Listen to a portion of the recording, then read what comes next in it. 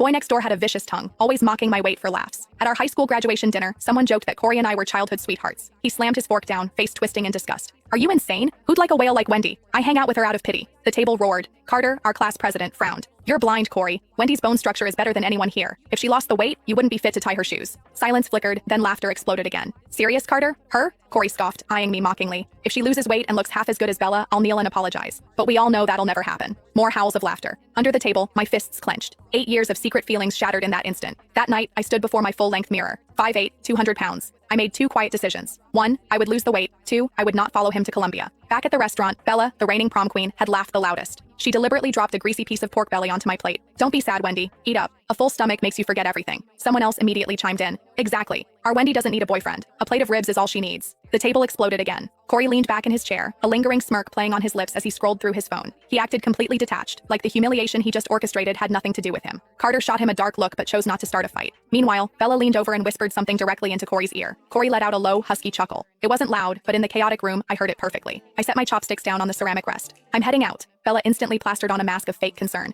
Wendy, please don't be mad. We were honestly just joking around. I ignored her completely. I grabbed my purse and walked toward the exit. As I passed Corey's chair, he didn't even bother to look up. He was too busy texting Bella. I stopped right beside him. Corey? He finally lifted his head, his eyes laced with heavy impatience. What? Every single word you said today. My voice was eerily quiet. One day, you are going to regret them. He raised an eyebrow, letting out a dismissive scoff. Me? Regret? I guarantee you I will never. I didn't stick around to hear the rest. I pushed the heavy restaurant doors open and walked out into the night. The street was suffocatingly quiet. My hands were shaking violently, but I refused to let a single tear fall. It wasn't that I didn't feel the pain. It was because it hurt so deeply that crying felt completely useless. My best friend Gemma chased after me, grabbing my wrist tightly. Wendy, I swear to God I will go back in there right now and dump a drink on his. Gemma. I cut her off, my voice raw and scraped hollow. Just walk with me. The amber streetlights stretched our shadows out across the pavement. We walked for a long time before I finally spoke again. He's right about one thing. I am 200 pounds. But he said I could never lose it. I am going to make him eat those words. Gemma bit her lip hard and didn't say a word. She just squeezed my hand tighter. When I finally got home, the house was completely dark. My parents were already asleep. I stood alone in the bathroom under the harsh fluorescent lights. I actually had a medium frame, but it was completely buried. My face was dangerously round, my jawline practically non-existent. But as I leaned closer to the glass, I saw the truth. My eye shape was striking. The bridge of my nose was naturally high, and there was a tiny, delicate beauty mark resting right beneath the outer corner of my eye. Carter's words echoed in my ears. If she ever lost the weight, you wouldn't even be fit to tie her shoelaces. Was it true? I didn't know. But tonight, my mind was set. First, I was dropping the weight. My goal was 115 pounds. Second, I unlocked my phone and logged straight into the university admission portal. My cursor hovered over Columbia University's Fine Arts program. I stared at those glowing letters for a long time. I picked that major 3 years ago solely to stay close to Corey. I spent countless sleepless nights perfecting my portfolio just to make sure we ended up in the same city. Enough.